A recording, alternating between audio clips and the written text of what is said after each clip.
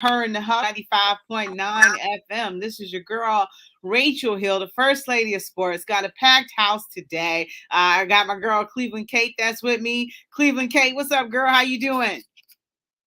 Cleveland Kate is good. Y'all, too many people up in here today. I don't know when it's going to be my turn to talk. I had my mute on because I don't want to interrupt anybody else. Hi, what'd you say? I'm sorry. Yeah, so you can't hear me. Because I was messing up. It was me. I'm good. How are you? Good. I'm doing good. Then we got Caleb Blake with us, who's back from The Ohio State University. What's up, Caleb? How you doing today? Good. Glad to be back, ready to talk some sports. We missed you. Oh, I missed you guys too. Trust me. My schedule didn't allow me to, be able to be on this past semester, but I'm glad to be back and, I'm looking forward to this summer. You was off getting educated and becoming a young adult? Oh, for sure. Good. Well, happy to have you back. And then we got Miss Natalie Turk from Sports Illustrated in the house with us. Hi, Natalie. How are you? I am well. Glad to see you all. Good. And you're also with the Northeast Ohio Sports Insiders, correct? Yep. Okay, I got that right. So, how was everybody's weekend? Y'all had a good weekend and stuff? It was all right. The weather was pretty good.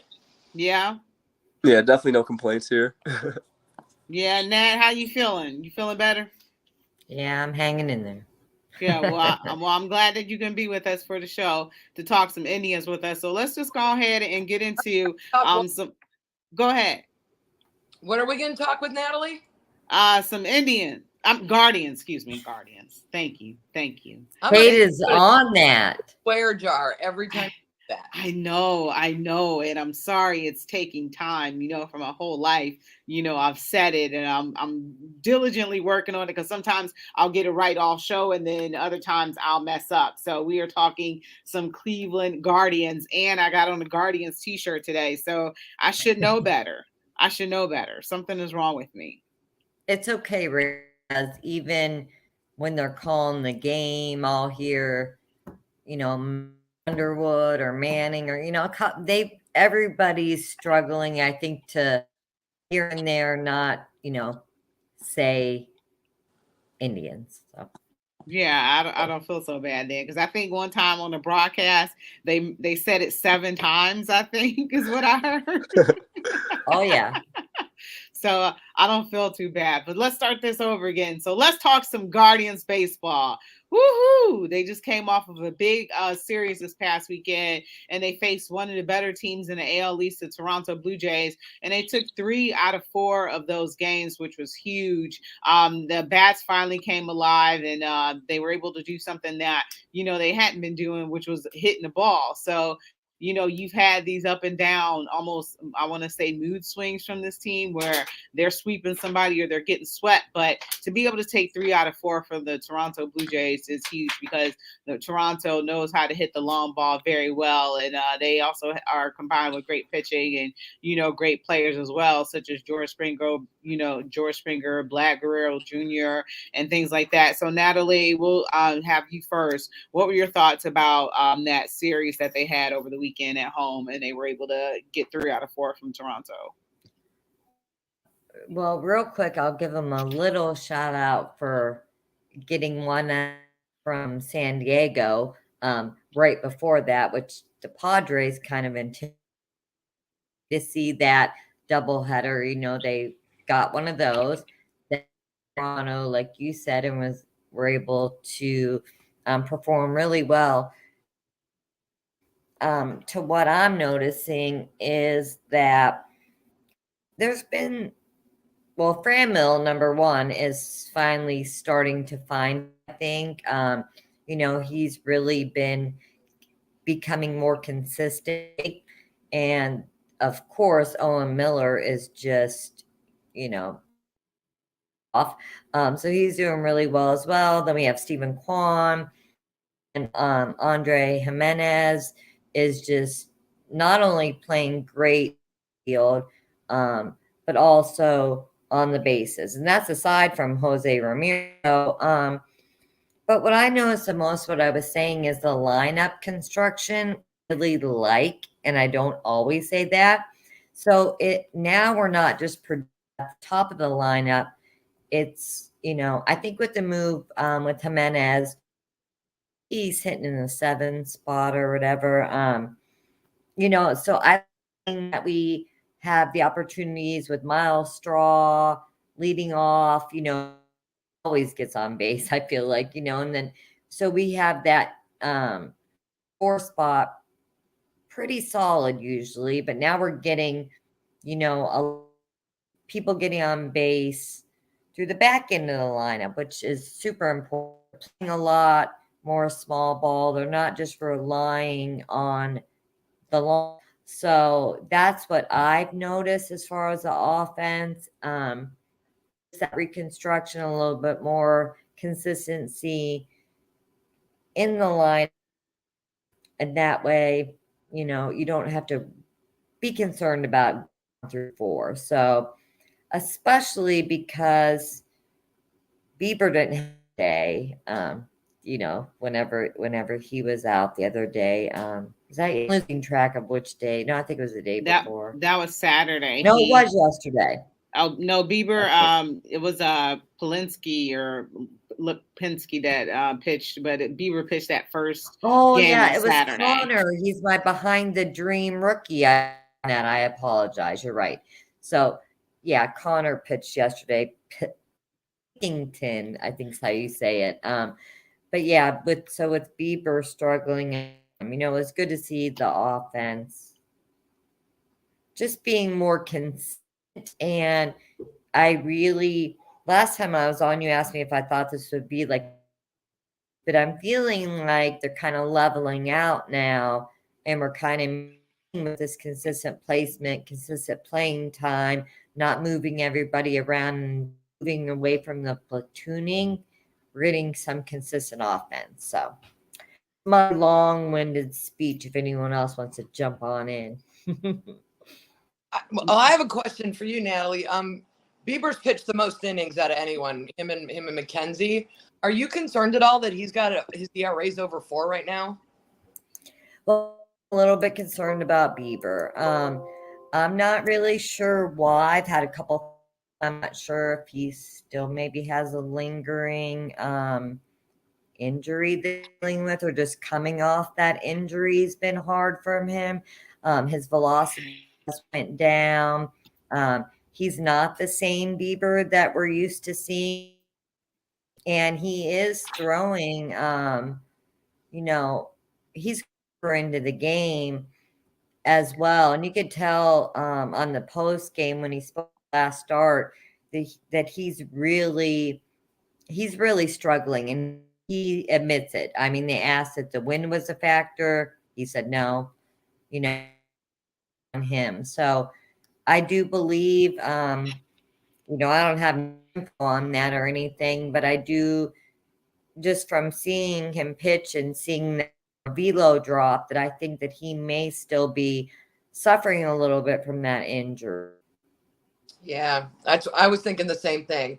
And then my other question for you was, were you at the game last week against the Padres when Clevenger pitched for them? Was I there? Did you say? Yeah, I got to actually go down outside of the clubhouse and listen to Clevenger. I didn't get in because there was a lot going on, with San Diego down there. For me, it was good to hear from him for 2 reasons. One, coming off 2 Tommy John surgeries is a big deal. And second of all, he was a beloved pitcher that fans did not want to see go, even though the trade is really what we got.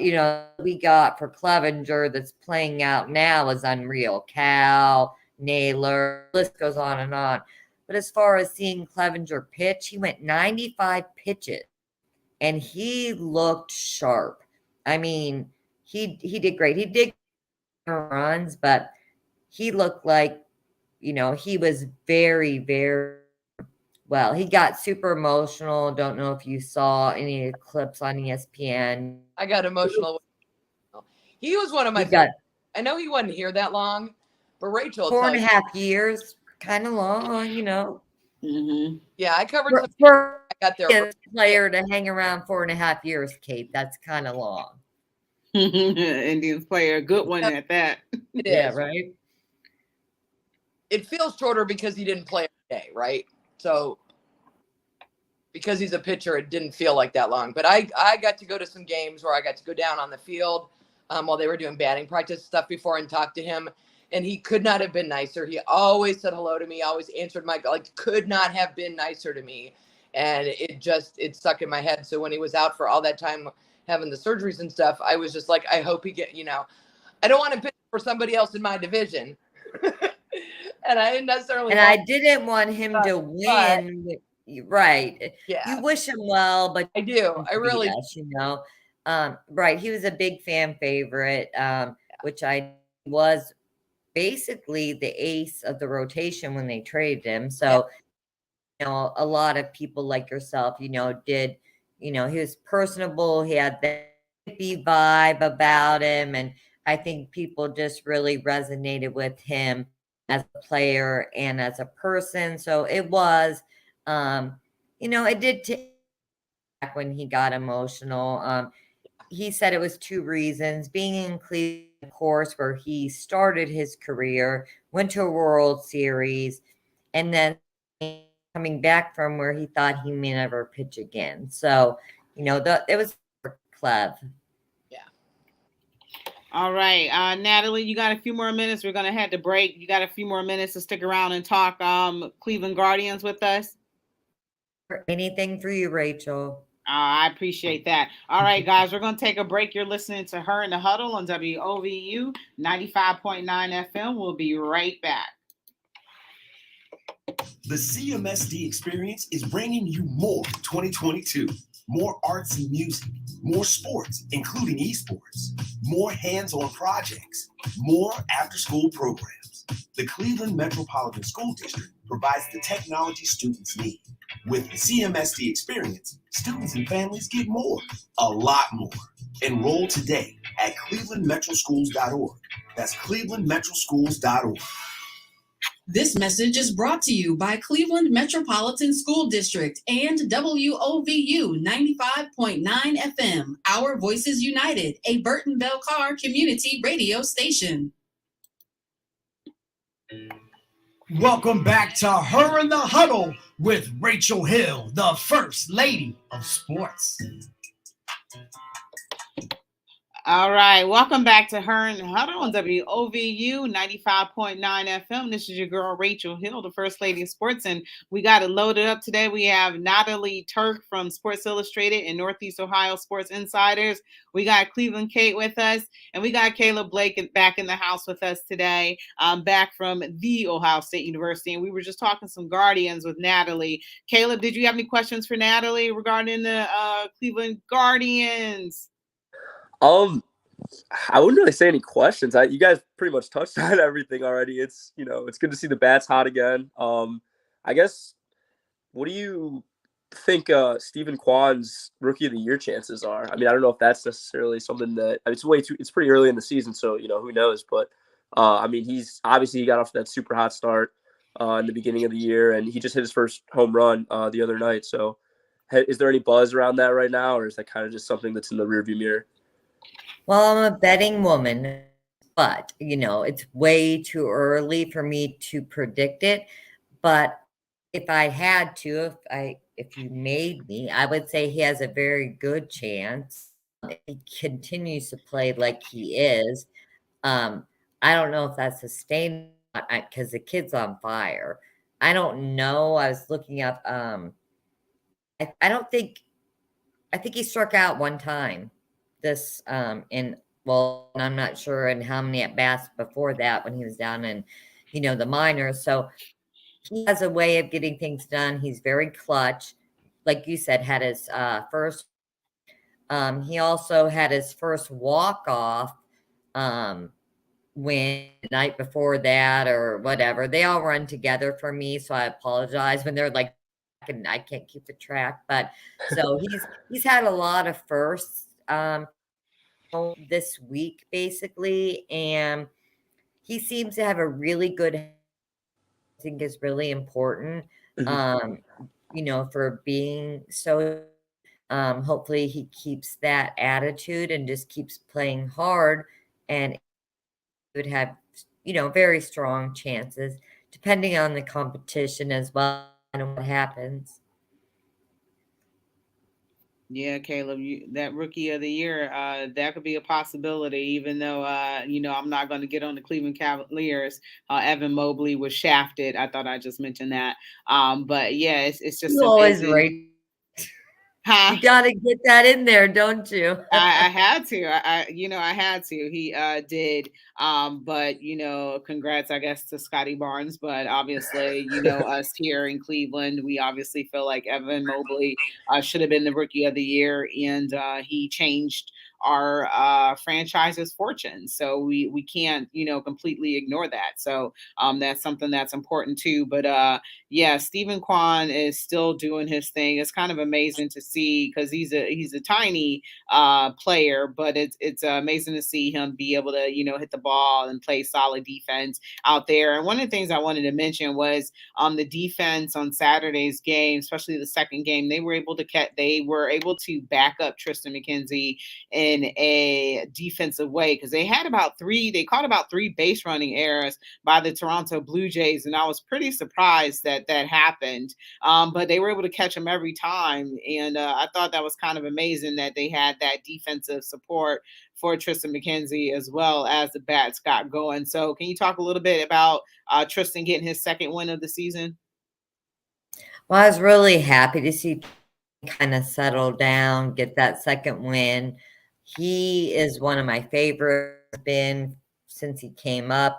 I always root for him. He struggled, a lot last season and looking more solid this year. Like you said, those defensive plays were great for him. And then with the bat to back that up for him, I think really can give him that confidence means that the guys behind him when he's on the mound, are really him. And I think that's important. I mean, for every pitcher, but especially a younger and one who has had some struggles. Mm-hmm. And usually it's us, usually the Guardians making all the defensive errors or base running plays. So, hey, it's to another team and not have to have it be us. Yeah, I was just amazed. Go I ahead. I'm think sorry. that really winning the game, I noticed that. Oh, I'm sorry that the team did make blunders with the Guardians. Other than that, they've been playing pretty, I won't but solid defense, which is another great surprise. So. Yeah, so previewing the series. So this is a big road trip because the White Sox are, they were in the kind of a cellar dwellers for a second, and it looks like they might have righted the ship a little bit. They're right now second in the AL Central, and then they go to Minnesota to take on the Twins, who are leading the American League Central. Can you talk a little bit about these two series that are coming up, which is huge? But the Cleveland Guardians have played pretty well against the White Sox as of lately. So can you talk about that series a little bit? Well, I will just piggyback off what you said. These are important series. Sometimes the season is won, in April and May. We need to get these AL games. We need to win against these teams, the White Sox and Ken. And the White Sox, I'm not even sure. I don't have the update for tonight because I haven't been getting the emails apparently. I wasn't sure who they had, going tonight. But like I said, it is just something that, I think the White Sox are on a losing skid, right? Anybody got me there on that? I don't know. Well, anyway, you don't have to. Could have swore I just heard that, but don't quote me on that. Regardless, just delete this from your live show. No, I'm kidding. So anyway, what I think is important, like I said, is just really when we need to play. Look, they should have confidence. They just came off San Diego, Toronto. They, the teams like the White Sox and the Yankees are kind of like thorns in our side. So, to keep their head going and make sure they get these big wins when they need to. I don't back in August, and see these as missed opportunities. I would like to see the Guardians, above the White Sox and at the end of this year. So. Yeah, and then they take on the division leader, the Minnesota Twins. One thing that against the Twins, the Twins always have had a lot of success hitting the long ball against Guardians pitching. So, what are your thoughts about that series coming up? Well, it was funny. The Twins used to be bad. Like I'm old enough to remember to worry about the Twins. Like I didn't even think about the Twins. I mean, I'm like the White Sox. It wasn't the Twins. So, they've earned that respect where it's kind of like we do have to, take them seriously. So, I think, just being realistic and not speaking from a fan standpoint. Beat reporter for the Guardians, I feel like they have really good chance against the Twins and against the White Sox. So the pitching for tonight. So sorry I was off on that, guys. That's on the mound, which he's had a couple of rough patches as well tonight, and it gets him off on a good start. So who's on the mound tonight? Please, Zach. Oh, Zach, please, Zach. Oh, okay. So I was able to get the lineup pulled up. I just went to their Twitter because I didn't, for some reason, I think it's because I didn't get on the thing. And you know who we can talk about if we have another second too? Yeah, go ahead. I don't know about this. Is Ahmed Rosario. Oh, yeah. Ahmed, what has happened here? Like, I don't know. Ahmed used to be one of my favorites, and he was really like such a strong offensively, maybe not as much defensively, but he's struggling offensively, and I'm not sure, now it's kind of flip-flopped. Jimenez was struggling last year, so now is playing so well defensively and offensively, and was just really struggling, which is, they have him in left field tonight. He's kind of doing the back and forth from infield to outfield. And I don't know if you guys, that's been one of the biggest standouts to me in the lineup is the kind of small decline, I would say, of Matt Rosario. Yeah. Batting average was 200 the last time I looked. Like he's getting close to that Mendoza line. Yeah, it's like 180 at one point. So yeah, batting average has got to be above your weight, right? Yeah. As a general rule of thumb. Yeah, and he was. So I mean, I know they all go through slumps or whatever. I root for him to turn around too, but then when you have Jimenez, who he plays short so good. I mean, he's really glove. And now that his offense is picked up, I know they want to keep Rosario line up, but then I think it just kind of hurts him a little bit to move him from short to left field. I'll stand by it all day long that when you position consistently to see that result at the plate. So, I mean, and I think that's, feels still a little bit, they're kind of moving people around and for straw. But I agree with you, Kate. Rachel loves Ahmed. I do too. I just really would like to see him kind of turn it around some. That would be good. Yeah, while we talking about players that really need to turn it around offensively, Austin Hedges is somebody who needs to turn it around offensively. I think his batting average is like 167, so Kate, that might be a Mendoza line issue. And Yeah. yesterday, when you had bases loaded and he struck out, he literally almost fell down as he was striking out because he was trying to go for the home run. And it's like, we don't need a home run. We just need you to put the bat on the ball and get a single or something like that and drive somebody home, because we were down and they battled back and they rallied back. But, we need to get more offense out of our catcher because it's really, really bad. It's really bad. So, And I've always said, like, catcher, I used to say everyone can be Mike Piazza, we don't need this great hitting pitcher. I said, get hit by a pitch. I don't know base, but no. Okay. I believe he's a great catcher. The years that we've had good offensive catchers, God, just 5-6 years ago, heck was his name? Like the team, Roberto Perez. Does that mean the team does so much better if they've got that anchor at the catcher's position? And I looked it up for you, Natalie. The White Sox are on a 6-game winning streak. So like, I don't know anything, so you can just not have me on anymore because I'm always wrong. No, that's okay. That means they're So I said Naylor was doing awful, and he was like leading the major. I'm like, I should just shut up. I'm kidding. I'm very sarcastic. Maybe I meant winning streak. That's what I'm going with that. I meant winning.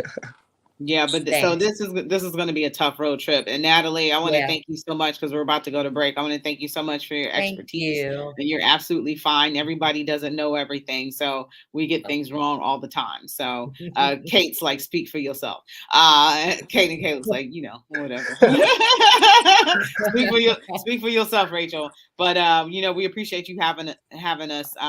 We appreciate you being with us and talking some Cleveland Guardians today. So thank you so much, and we look forward to having you on so much in the future. And we're going to go ahead and take a break. So you're listening to Her in the Huddle on WOVU 95.9 FM, and we will be right back.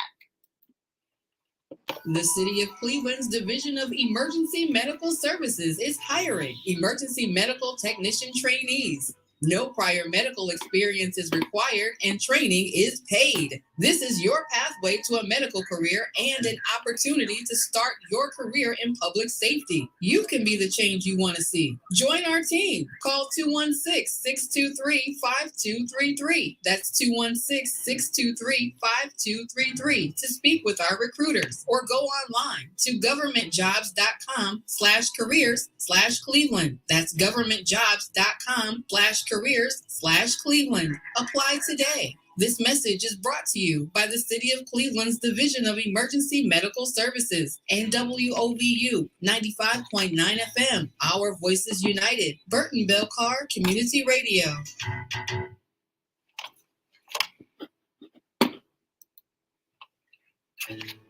Welcome back to Her in the Huddle with Rachel Hill, the First Lady of Sports. All right, welcome back to Her in the Huddle, WOVU 95.9 FM. This is your girl, Rachel Hill, the First Lady of Sports. Remember, you can always listen to us live at WOVU on your regular radio. You can listen to us online at WOVU.org. You can always give us a call at 216-271-0959. And you can always download that WOVU app so you can take us with you on the go and listen to us at any time. So normally we talk a little bit about Senate League action. So today is the middle school track championship, the Eleanor Montgomery Middle School Track Championship, and that is taking place today, started at 4 p.m. So we do not have any results, but that is what is going on in high school and Senate League competition. So good luck to all those athletes out there. And it says the winners from the Erie and Tower Division meet, and they will advance to the city championship at Collinwood Athletic Complex. So that's going to be coming up probably in about a week or so because these seasons are winding down. And then also just some news: the Cleveland Rams, who on the mat host Randy Knight, that he is part of the Cleveland Rams, and they had their first game this past weekend, and it was a great affair. We had a chance to get out there and be there. Deshaun Watson was there, Bernie Kosar was there. We got a chance to talk with them for a little bit, so that was great. And the Cleveland Rams won their game 27-6. And also, if people don't know, there was also an incident that took place where there was a fire by the practice facility, and Randy and his teammates raced to go help one of the occupants of the home, and they were able to get him to safety. And that's just something that is remarkable. So his name was Henry Clay. He collapsed in his doorway, and several of the Rams team members scaled the fence and pulled him away from the fire. So they are heroes. So they had a hero's welcome at Cleveland Central Catholic High School, where they played against another team, and they did win that team 27-6. So they'll be playing at Central Catholic for the rest of the season. They have 6 more home games, and you can go to the clevelandrams.com website, and it'll tell you a little bit more about the team and tell you about when the games are. So congratulations, Randy. Congratulations to the Cleveland Rams. So that took place this weekend. So thanks to Bernie for coming out, and thanks to QB1 Deshaun Watson coming out as well. So it was good to see those legends that came out to support the Cleveland Rams. So, hey, now it's time to get into some football. So time to get us some Cleveland Browns. And not too long ago, a couple days ago, there was an article that came out about Baker Mayfield, and written by the 4-Letter Network, talking about him still being here in Cleveland and some of the things that took place and over the tenure that he's here, and why he's still here. And you guys, what did you guys think about that article? What do you guys think about this Baker situation? Cleveland Kate, do you want to go first, or? Oh, you go. Oh, okay. So, I mean, yeah, we're obviously in, I guess we aren't necessarily in a situation. I feel like it's more Baker. He's kind of the one getting the, I don't know, it really only sucks for him. I mean, we have our quarterback of the future now, so it's kind of just like a waiting game with when we're going to get rid of him. And, you know, I really thought that at some point we would just deal him to Carolina or Seattle and, you know, just let bygones be bygones, whatnot. But the whole situation has just been, I don't want to say handled. I think Baker handled it kind of poorly. I just don't think that, like, it doesn't seem like there's a whole lot of continuity going on right now with, you know, him and his, you know, the team. He was told one thing, and then, you know, obviously he says that there's the whole situation's just messed up. And I think that it'll be a lot better once we get rid of him, we can just focus on the football side. And, you know, obviously we still have things we have to know, you know, in terms of the NFL and potentially like suspension wise and what will happen with that. But, I mean, yeah, Cleveland K, you can go ahead.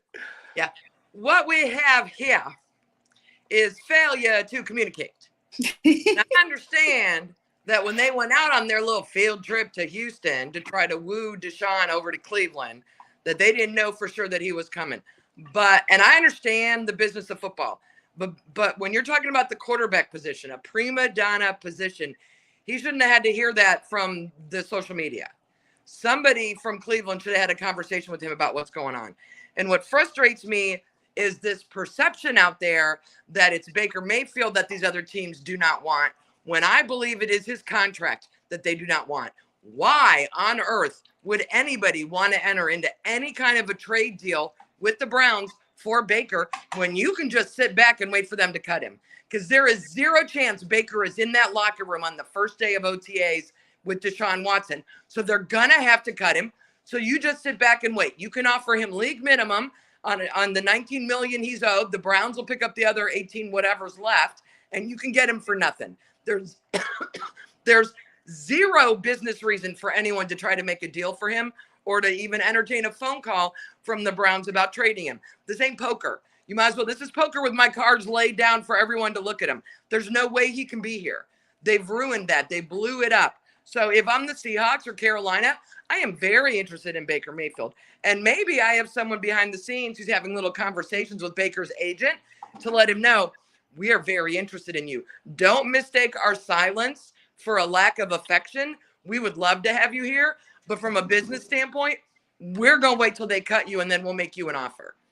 To kind of piggyback off of that also, I think the perception from like players right now is kind of wild. I remember, did you guys see the Robbie Anderson thing a few weeks ago when he came out and was like, and basically said that he wouldn't want Baker to be the Panthers quarterback? Yes. Like, I think that. Baker is not that bad. I mean, like 2 years ago, this is a guy that won us he won the Browns a playoff game. And then the first 2 games of last year, he was, 82% completion percentage until obviously he suffered that torn labrum. So I think he's getting a really unfortunate end of the deal from the player side.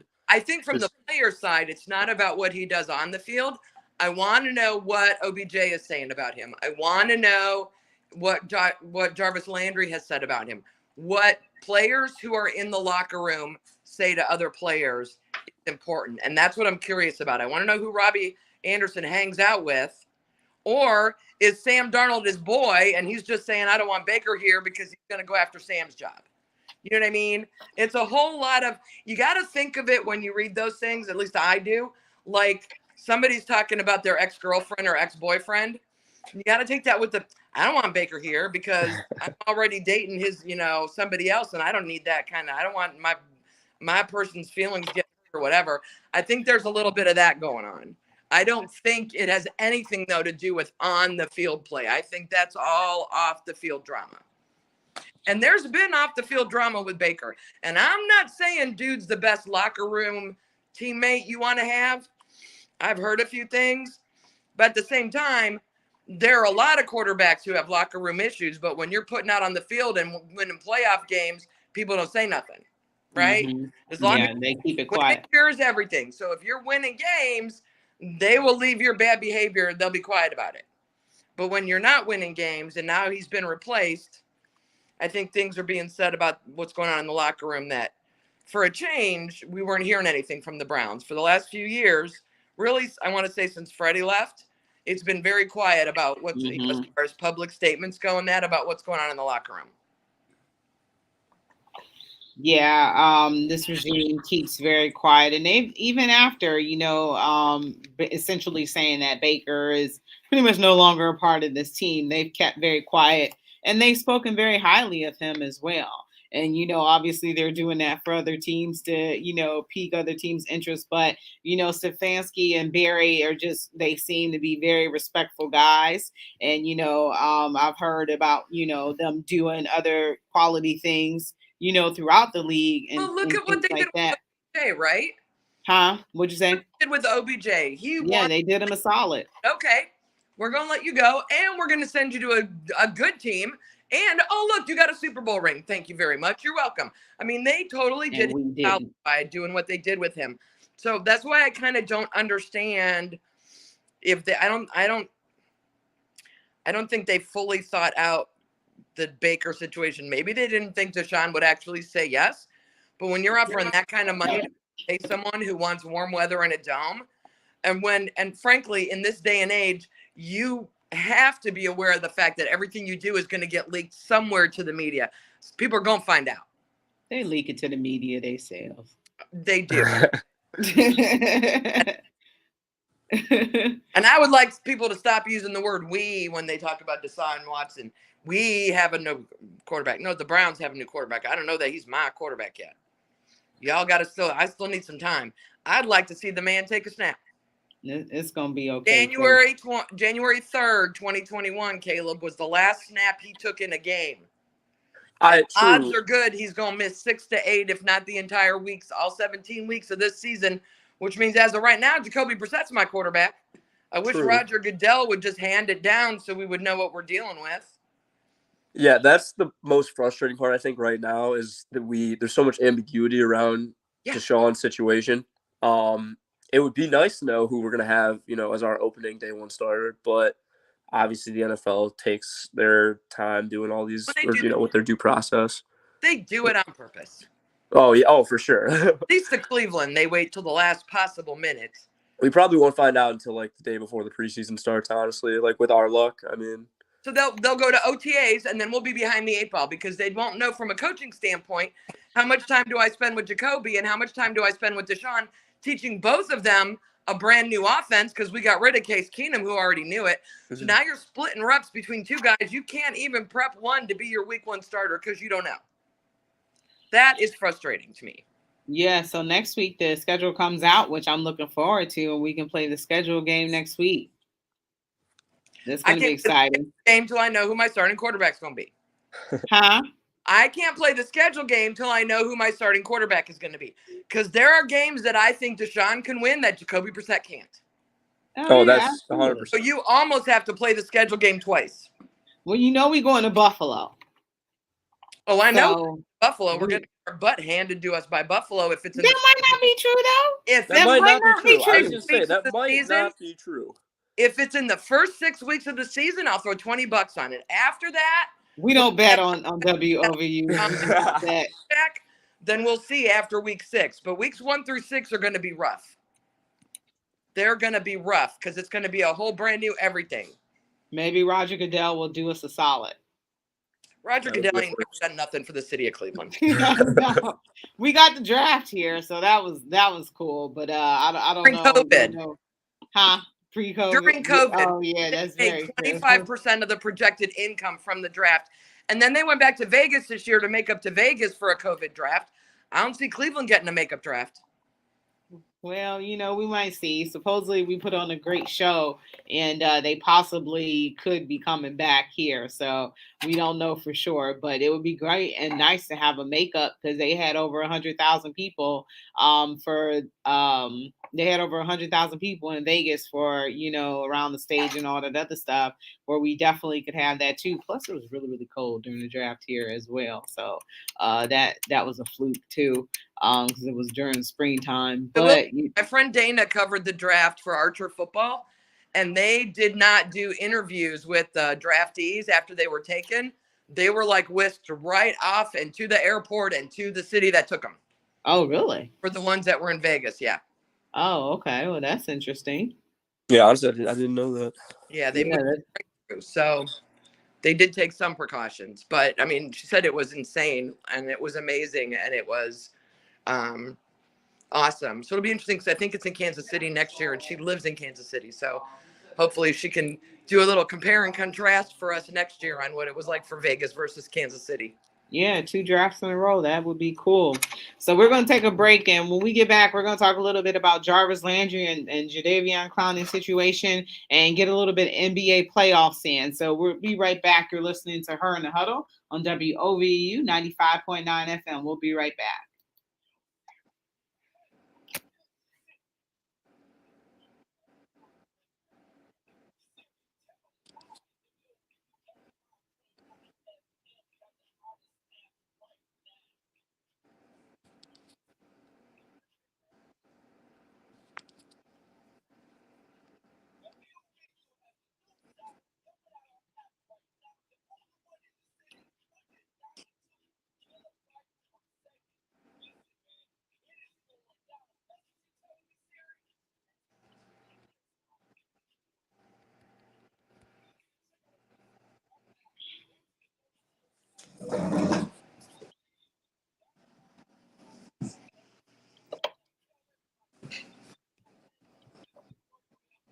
Your radio station, you already know what it is.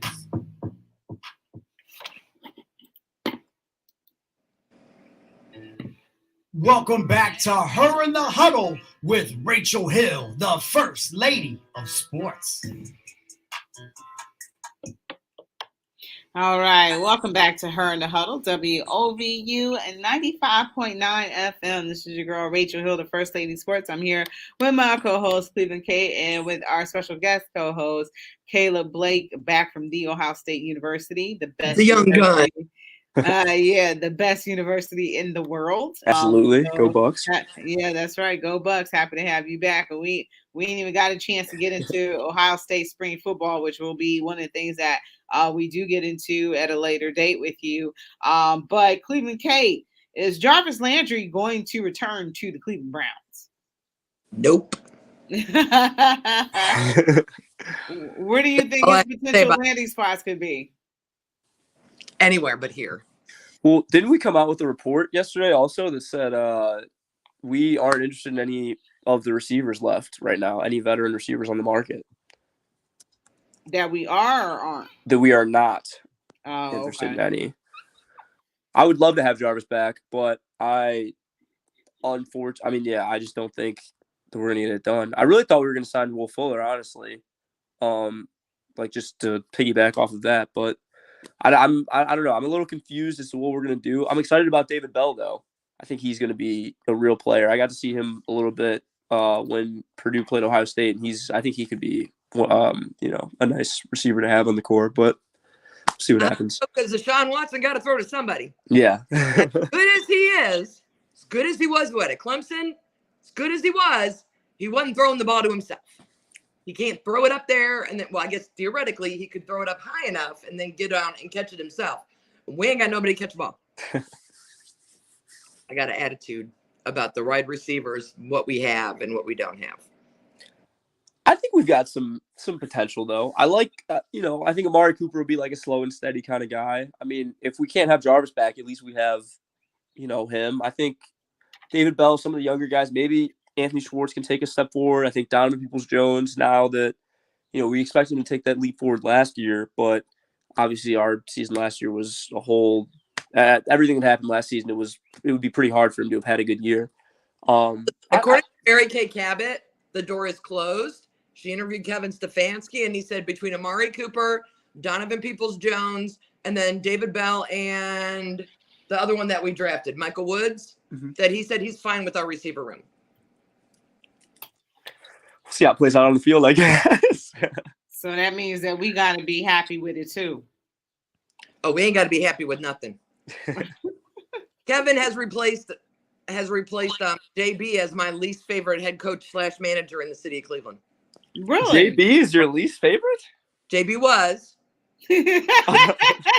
Stock this year. Did a lot to improve his stock this year. Moved up above Tito. Kevin dropped all the way down to basement. Fair. Well, I mean, I hold grudges, sir. I hold grudges hard.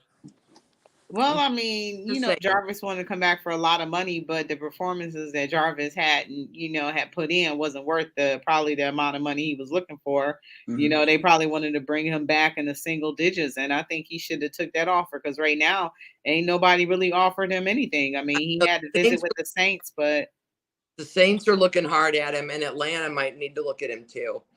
Atlanta has money. The Saints made cap space. I'm still not sure what magic they performed. Atlanta needs some solid both. All right, from an NFC South perspective, Atlanta and the Saints both need some common sense, level-headed, good character veterans in those locker rooms, because those programs are a hot mess. From the top down, those two programs are a hot mess, and both of them have young wide receivers that could greatly benefit from the influence of one Jarvis Landry in their locker room. So I know he went and saw the Saints last week. I don't know how close they are to coming to terms. There's no hurry. We still got plenty of time. But neither one of those teams would surprise me, and I think they would both make excellent landing spots for him and for what he does. Jarvis in the NFC. That'd be interesting. I like him not in the AFC. So true. I would hate to play against him now. Yeah, because he ball out every time he played against the Cleveland Browns. So that. And what are our thoughts about Jadeveon Clowney and his situation? Is he going to be back on this team as well, or has the door been closed on this one too? I think it's unfortunate because it's not unfortunate. He had a great year last year. And so I do think he deserves to ask for the money that he wants right now. But it's just unfortunate because of our cap space situation. So unfortunately, I don't think he's going to come back, but yeah. He definitely outplayed his contract last year for sure.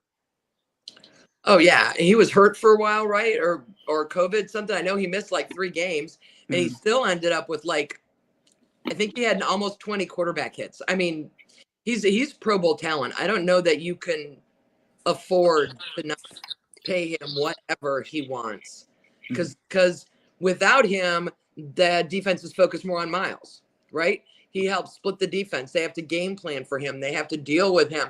And who else are they going to worry about? At least on the line. In the secondary, you got safeties and corners they got to worry about. But from a lineman standpoint, who are the offensive linemen going to worry about edge rushing coming at their quarterback? If Davian's not there, it's just Miles. They're going to double team him, and Miles is going to have a hard time this year. You need someone that forces those defenses to respect and plan, and Jadeveon did that. Yeah, but supposedly the Browns are possibly looking at Jerry Hughes, who's 33 years old, and he was a first-round pick of the Indianapolis Colts in 2010. And prior to the 2013 season, he was traded to the Bills. So he's one of the longest tenured members of the team, never missed a game. He was a healthy scratch once in the season finale, once the playoffs were locked up. So that is who the Browns have their eye on right now if Jadeveon Clowney can't come back. Jadeveon takes his time, though. So we will definitely see what he's going to be doing, but he appears to be in no hurry to sign anywhere with anyone. Jerry Hughes had 2 sacks last year. Don't expect me to get excited about that. Okay. Because if you take the amount of money they're paid and divide it by sacks, Jadeveon Clowney's a deal. Yeah. Yeah. He All right, played. we're running out of time. We're going to talk about, do we care about the NBA playoffs? I do. We was getting to that. I was actually pulling the playoffs up right now. Kate, do you care? Have you been able to watch any games? I have. I'm loving the Dallas Mavericks. Okay. And I'm loving the 76ers. Somebody shoot me. Those are my final 2. Really? Oh, really? I have not been drinking today, so I just want to if I try to say that later that I had been drinking, I have not. Personally, I think the Warriors are coming out of the West. I also think I haven't necessarily decided yet if I was a betting man, I would but I'm not. But I would put my money on Milwaukee in the Celtics series. But I think whoever comes out of that, series right now will probably end up making it to the finals. It's been a really good year for the playoffs, though. I think. I mean, every game and almost every series, other than the first round matchups were hit or miss, but right now I feel like every game is something that you want to tune into. There's drama in every series, or just close games all around. So it's definitely been a good year. In that first round, but all of these in this round, they're either tied up at 2 games each or they're 1-2. I mean, they're competitive. They're good games. Suns Mavs is probably my favorite right now, though, for sure. I think that is. I love that it's starting to get a little chippy. I love Luka, seeing if he can make me. They got history. They got history. Yeah. They got issues going way back. Yeah, Suns Mavericks, but hoping that I'm looking for the Suns to come out of the West. So I'm looking for them to play Golden State, and it's a 7-game series and they win in Arizona. So I think that's where that's going. The East right now, I think is between, it could be a 4-horse race, quite honestly. With these teams that they have left, the Philadelphia is catching up. I knew once Joel Embiid came back, he was going to be a difference maker for the 76ers. So they were able to get a critical win last night, and the Heat was hot on their tails though, because they weren't really able to pull away. So it was pretty much a close game. So you got to be careful when you rely that much on one player.